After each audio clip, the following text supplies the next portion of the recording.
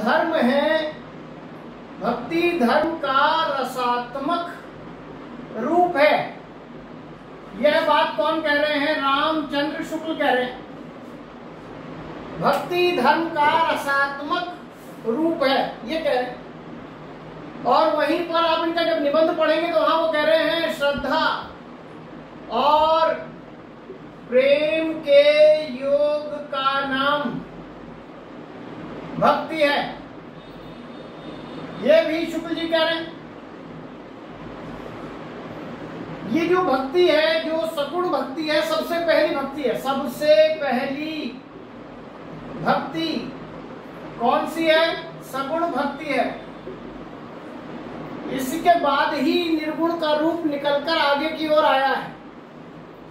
ध्यान रखें, नारद भक्ति सूत्र में जिस भक्ति की चर्चा हुई है वो सगुण भक्ति है। और उसमें भक्ति के कितने भेद बताए गए हैं? 11 भेद बताए गए हैं। रूपासक्ति के आधार पर, गुण के आधार पर, ईश्वर के रूप की बात हो, गुण की बात हो, उनकी पूजा की बात हो, उनके स्मरण की बात हो, दास्य भाव की भक्ति हो, सख्य भाव की भक्ति हो, कांता भाव की भक्ति हो, वात्सल्य भाव की भक्ति हो, आत्मनिवेदन की भक्ति हो, तन्मय की भक्ति हो, परम विरह की भक्ति हो।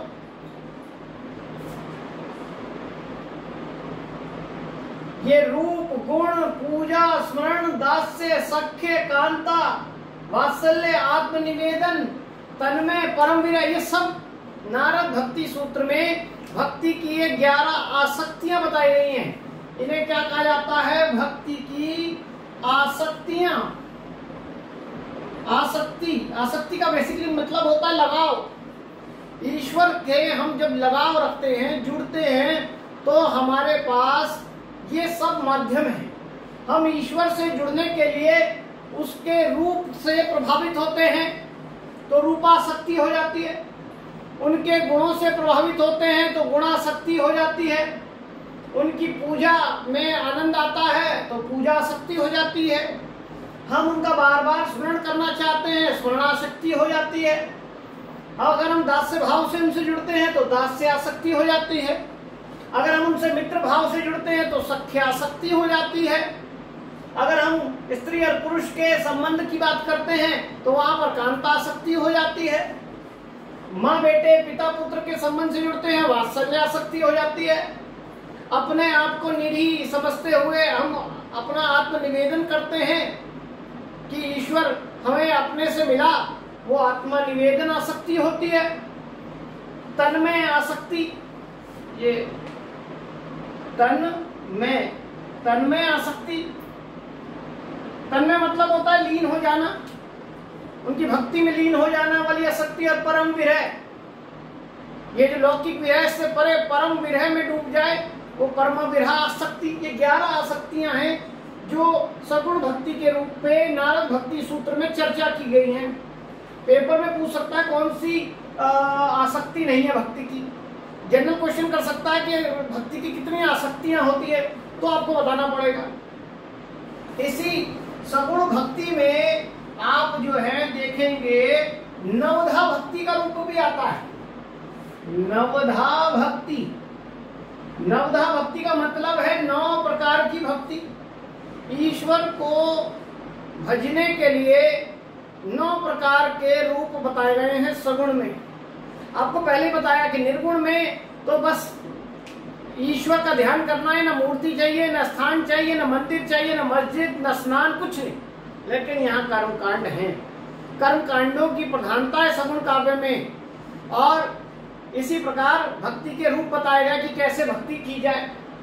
आज आप कभी भी कोई पूजा पाठ कराना चाहते हैं तो आप उससे पता करते हैं कि ये पूजा कैसे होगी, क्या क्या होगा इसमें, पंडित जी को बुलाओ। कर्मकांड। निर्गुण में ये सब नहीं है। आपको उसको जपना है, आप जपने लग जाइए खाली बैठे बैठे। तो सगुण में 9 प्रकार की भक्ति की बात की गई है। ईश्वर से जुड़ने के लिए श्रवण, उसमें है श्रवण, कीर्तन, श्रवण, कीर्तन, स्मरण, पाद सेवन, अर्चन, वंदन, दास्य, सख्य, आत्मनिवेदन, ये है 9 प्रकार की भक्ति है। ईश्वर को रिझाने के लिए 9 तरह से आप जुड़ सकते हैं उससे। श्रवण, आप उनके गुणों का श्रवण कर सकते हैं, सुन सकते हैं। जैसे आप जागरण में जाते हैं तो देवी के गुणों का गुणगान सुनते हैं।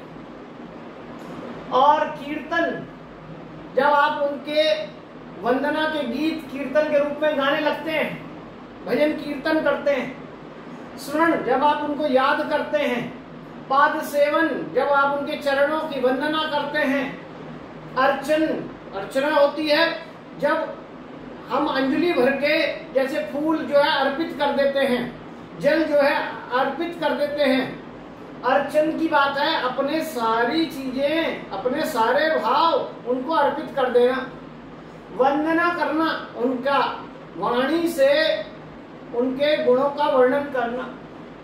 दास्य भाव, आप दास्य भाव से जुड़कर उन्हें ईश्वर को सब कुछ सर्वे सर्वा मालिक मानकर उनकी भक्ति करें। सख्य, दोस्त मानकर भक्ति करें। आत्मनिवेदन, अपने जो अपनी रिक्वेस्ट लेटर है, आप अपनी प्रार्थनाएं उनको अनुग्रह के साथ प्रस्तुत कर दें। ये 9 प्रकार हैं, कैसे भी आप रिझा सकते हैं। ईश्वर से जुड़ने के 9 तरीके हैं।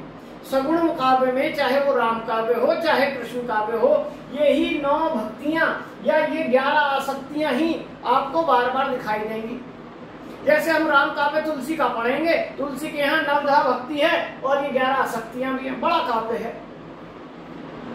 क्यों जरूरी है श्रवण करना, क्यों जरूरी है कीर्तन, ये सब बातें तुलसी बताते चलते हैं। इनकी बात भी हम तुलसी की जब बात करेंगे तब हम विस्तार से आ जाएंगे।